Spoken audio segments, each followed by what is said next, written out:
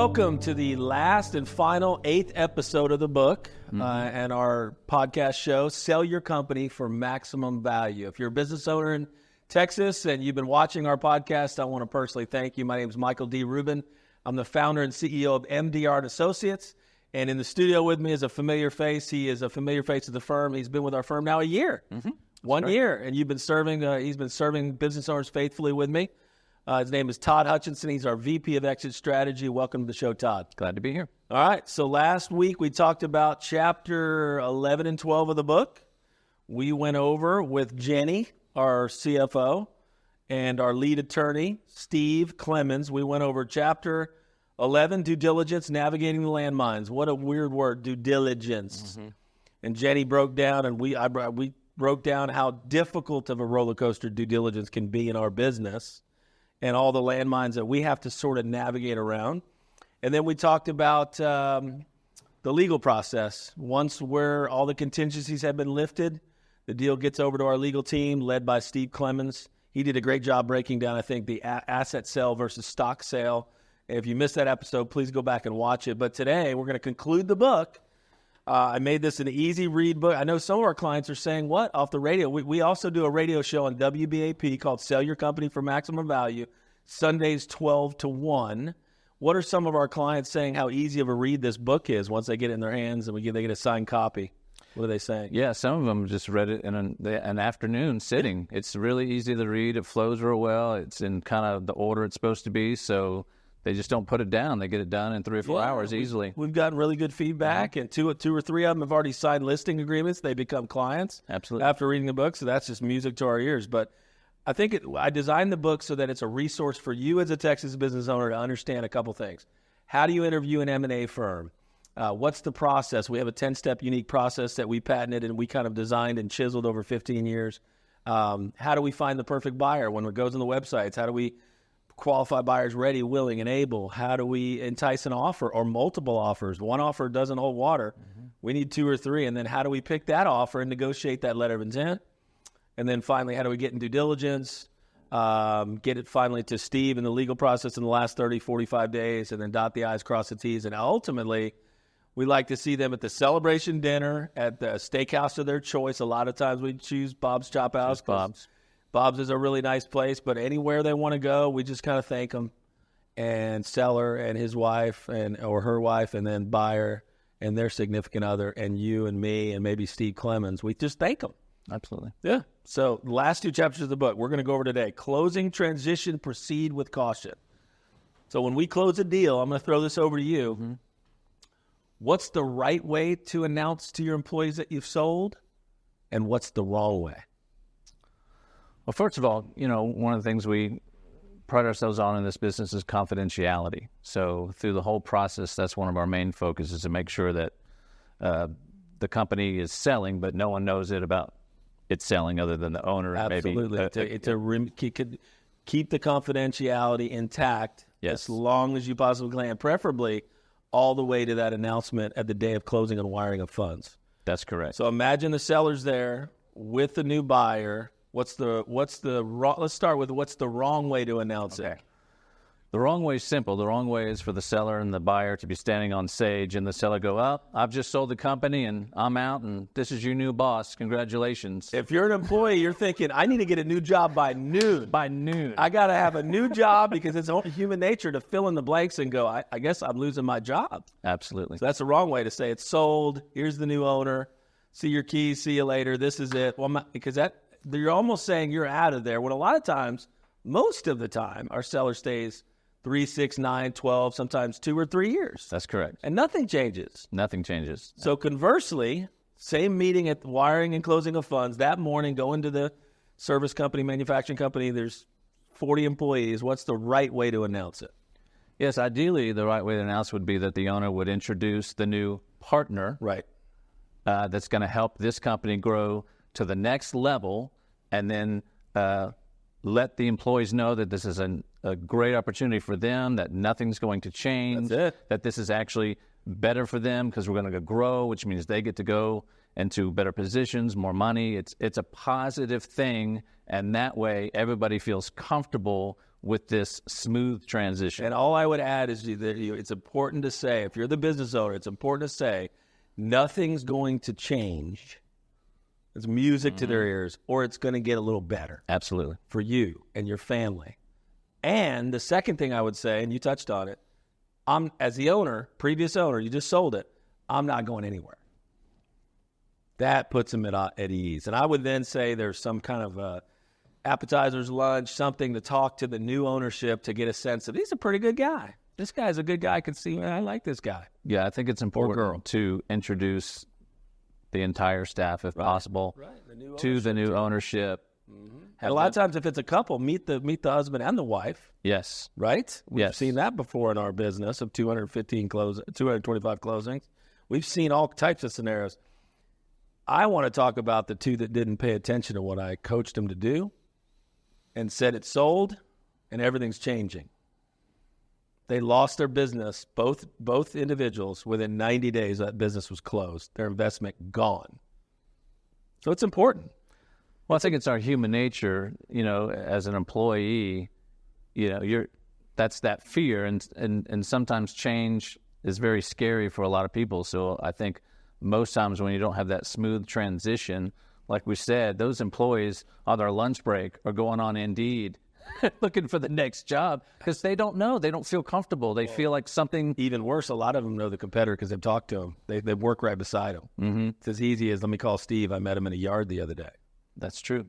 I will tell you a story of a landscape company. I'm not going to name any names. But this gentleman bought 2 landscape companies from me and combined them. And he was from corporate America. And he was uncoachable at 65 years old.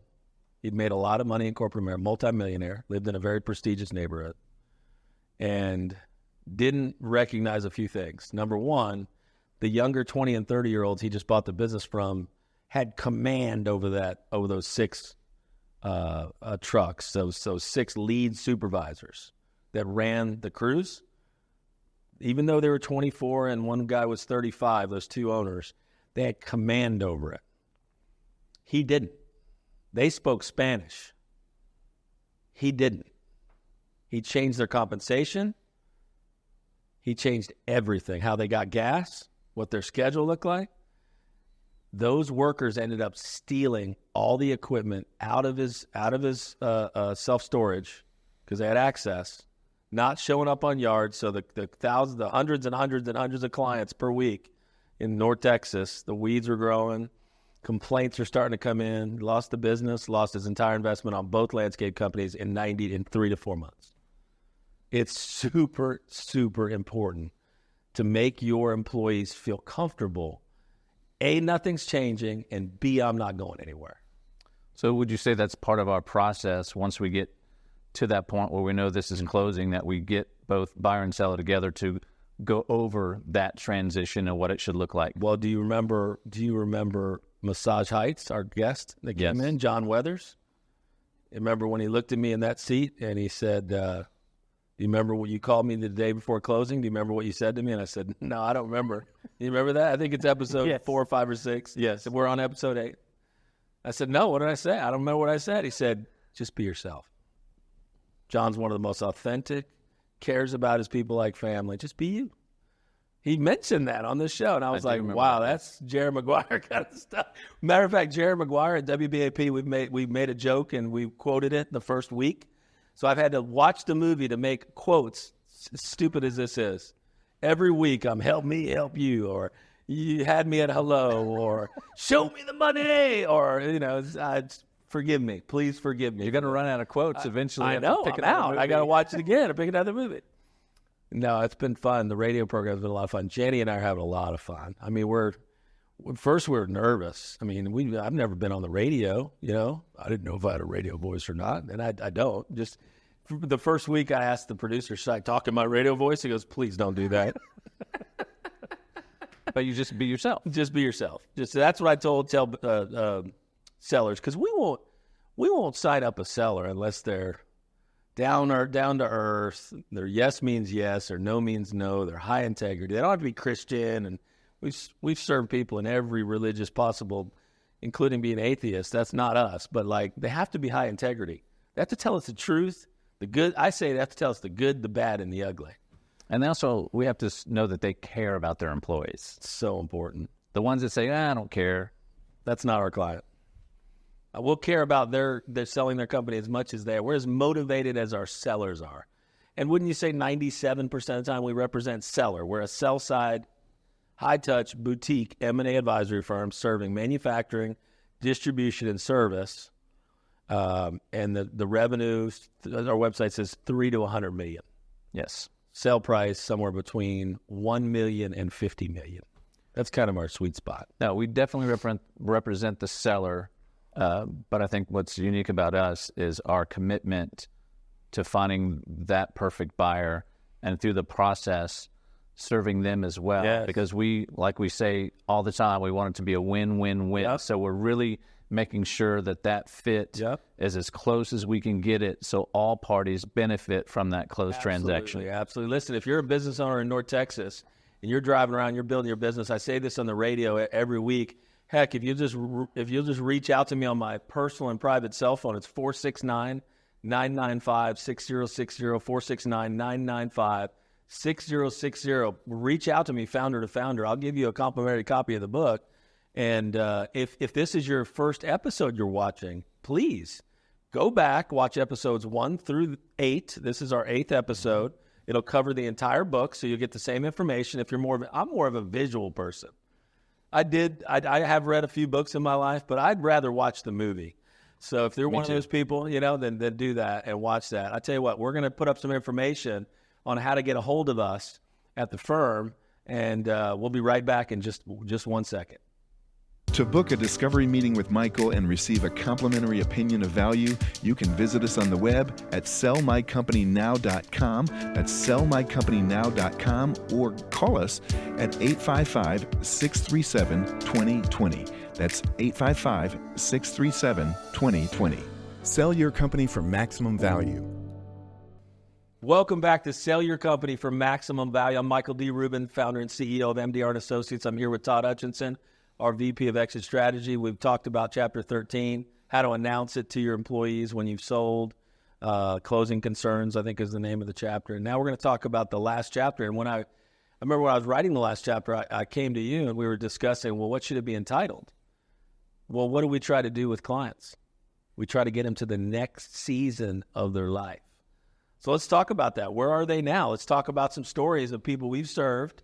We had a seller call into the radio show, Stephen Ferguson out of Austin, the largest and most successful high-end custom builder, EEF Custom Homes. Stephen Ferguson's from London, and my brother referred him to me. Anyway, he called in the radio show and just told us his story. I wish we could do that on the show here, but I'll tell a few stories right now about where are our clients, where are we successful, a few success stories, because it's important. Because if you're a business owner, you're driving around thinking, I want to slow down and smell the roses one day. First thing I'd tell you is our brand promises if we don't accomplish your goals and objectives, we don't want to be involved. We're going to listen to your goals and objectives carefully in the first meeting like we did today. Mm-hmm. We had a 67, 68-year-old couple in today, built a fabulous locksmith business in DFW. They're going to become clients, I believe, and next week. And, they shared their goals and objectives, right? Before I get into past stories, tell us just real quickly with writing the book, getting the #1 spot on WBAP, 12 to 1 on Sundays, Sell Your Company for Maximum Value radio show, plus this podcast. What have you seen in the firm as far as an activity? It's been tremendous. I think we've hit a sweet spot, at least in the area that we serve, North Texas, and even Texas in general. I don't think a lot of business owners have the information that we're providing for them to understand that, one, selling your business is a great possibility, but how do I do that from point A to point Z so I can fulfill my desires to retire and be with my grandchildren or travel or do whatever? Because that's our ultimate goal with these business owners, is to get them the availability to retire and go to the next season in their life. Just enjoy life. Absolutely. Slow down, smell the roses, look back, play with the grandkids, travel with the wife, go fishing, go golfing, hang out with buddies. I mean, if we all could stop making, Chapter 1's called Stop Making the Donuts. Mm-hmm. Stop doing what you do to pay the electric bill, the mortgage, the car payment. Don't we all dream about that? Yes, we do. These next 2-3 people I'm going to talk about, I remember it vividly. First one I'll talk about. Don't remember where she was referred from. We do a lot of SEO. Up to this point, we've never done any marketing till this year. It's always been they find us on the internet or just because we sold 200, their friends tell somebody, or referral partner. We have a huge referral partner network. Huge with the Black Card. So we have hundreds of referral partners, financial advisors. If you're a financial advisor, CPA, lawyer, we'd love to hear from you. We pay referral fees, but yeah, I look back at this one. I don't remember how she called me. Her name was Farron. She's actually in the book, in the chapter 14. She came into the gallery. At that time, we were in a executive suite. We didn't have the beautiful office we have today. We're just growing in one office, one office and an executive suite. Anyway, she comes into the Galleria. At the time, we're at the Dallas Galleria, and sits in the boardroom. I had a whiteboard in the boardroom. I said, Farron, take me back. Tell me how you started Face Logic. You said you do more facials in Dallas than anybody? Incredible. Take me back. So she took me back 10 years prior when she started it. And hour and 20 minutes later, I try to wait to the end. I said, well, Farron, why are you selling? Why are you selling? And she said, I want to move my entire family to Cabo San Lucas. I got up with a pen on the whiteboard, and I wrote Cabo San Lucas. And I sat back down. I said, Farron, so you're telling me that you're going to move your kids, you're going to be enrolled in school in Cabo, you're selling your house in Dallas, you're going to move to Cabo. No matter what, we're going to move to Cabo. You need to sell this so I can move to Cabo. And I'm looking at her. She looked mid-30s. Upper 30s, beautiful, successful, intelligent. I thought, wow, that's incredible. I've never heard that before. But I put on the board. I said, and I started focusing on, we got to get you to Cabo. So we built a marketing pack. I think back then we were building tiny little marketing packages. Today they're incredible. We've really developed but it was a small workup on her business. We listed it on all the websites. And I tell my guys, maybe it's me being bent, in a Christian way, but I tell everyone that does business with me at our firm, God can't breathe on it until you put it on the websites. Well, we put it on bizbuysell.com and all the other websites. We pay to be at the highest level, and sure enough, lady calls and I said, well, what do you do? Why are you interested in a spa in Highland Park with facials and 13 employees? And she said, well, I run the beauty division for Mary Kay. And I was like, what? God had obviously just breathed on this thing. She's already in dermatology. She knows skincare. She's over thousands of people for the iconic company Mary Kay. She wants to get out of corporate America, buy her own business. So I called her in for the magical buyer-seller meeting, and it was magical. I mean, she loved Farron, couldn't believe they're doing more facials in Dallas than anyone. Made a very fair offer, just under $1 million. We were doing small deals back then. We still do if it's the right deal, like the deal we looked at today. But to this day, I can't believe how it all worked out so perfectly. We listed and closed under 90 days. And today, Farron is in Cabo San Lucas, started another business with 80 to 100 artisans. She has something like 10 to 15 retail boutique shops and all the high-end 4- and 5-star hotels in Cabo. We'll probably run into her merchandise. And she champions the people down in Cabo and has, this really much bigger business, much more of a passion for her. Her kids are thriving in the schools. She loves going to this. You know where they do church? On the ocean.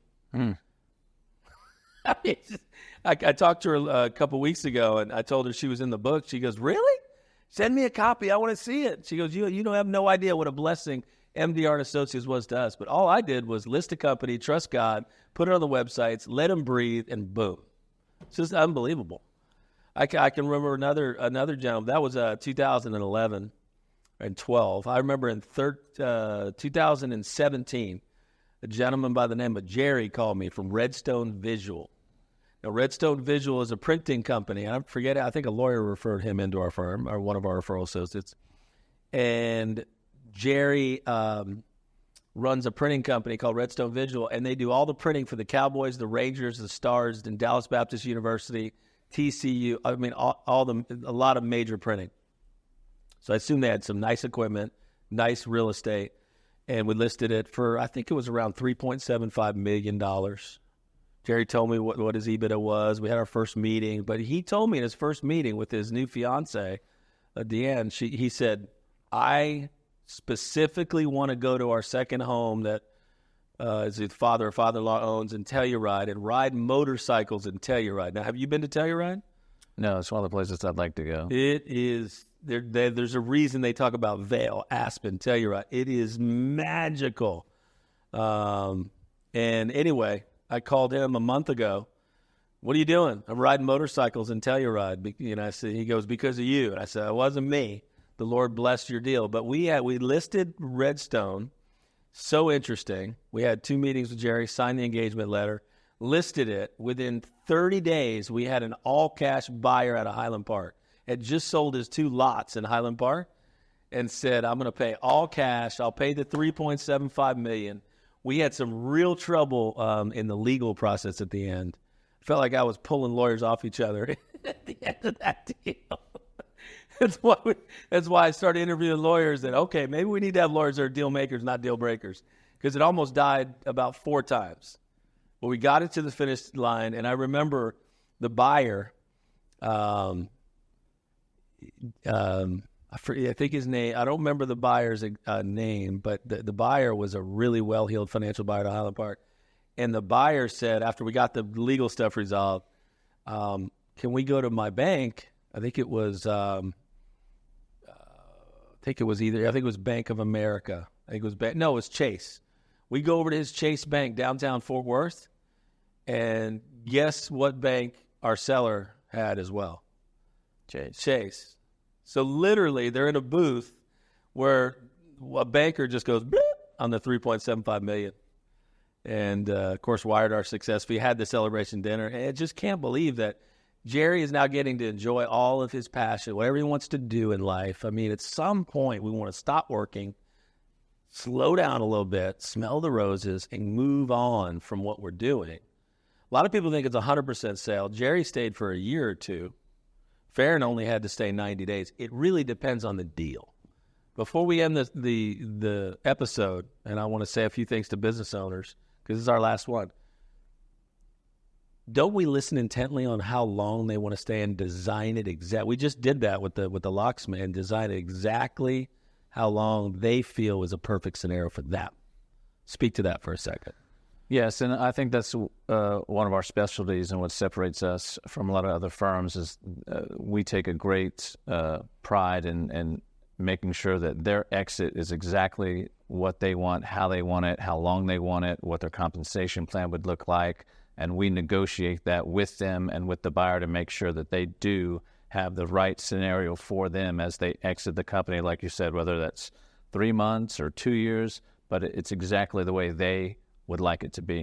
We're in control. We're in control. And when we're not in control, who takes over control? The buyer. By default. People say, you're high control on purpose. In the middle of these deals, you have to be. Or who takes over control? The buyer or buyer group, right? That's correct. So I think it's important, if you're a business owner and you've been listening to all these episodes and this is the last one, you need to understand, we're not doing a deal until you and I are comfortable. If you're my client, right, someone's our client, one of these business owners watching, we're not doing a deal until you're comfortable. And ultimately, do we get paid the success fee if they don't sign the deal? Nope. A business owner? So who's really in control? Yes. The business owner. Right? At the end, they can keep running. If they get a $12 million offer, $12 million, $13 million offer, like the one we got yesterday, our seller can say no to it. They still have to sign it.